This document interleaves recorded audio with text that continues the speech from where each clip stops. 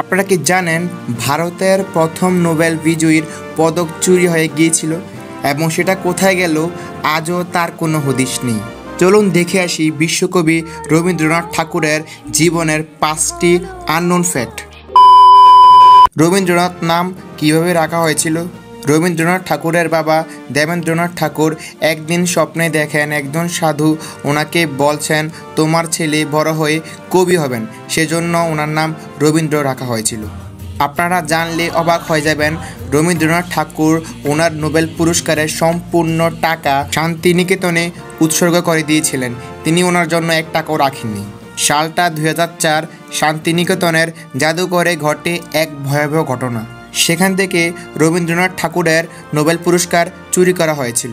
পরবর্তীতে ভারতীয় সরকার এই নোবেল পুরস্কারের পরিবর্তে ওনাকে একটি কপি দিলেও এখনও পর্যন্ত আসল নোবেল পুরস্কার যে চুরি করা হয়েছিল তার হদিশ পাওয়া যায়নি।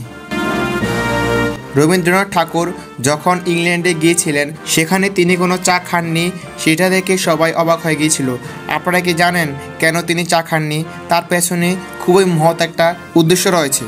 কারণ বাংলায় চা চাষ করতে গিয়ে অনেক শ্রমিক মারা গিয়েছিল, তিনি সেজন্য কোনো চা পান করেননি। রবীন্দ্রনাথ ঠাকুরই হচ্ছেন ইতিহাসের প্রথম কবি যিনি 2 দেশের জন্য জাতীয়সঙ্গীত লিখেছিলেন। এরকম নতুন নতুন ইনফরমেশন পাওয়ার জন্য অবশ্যই চ্যানেলটাকে সাবস্ক্রাইব করে রাখবেন, আর ভিডিওটি ভালো লাগলে অবশ্যই লাইক দিয়ে রাখবেন।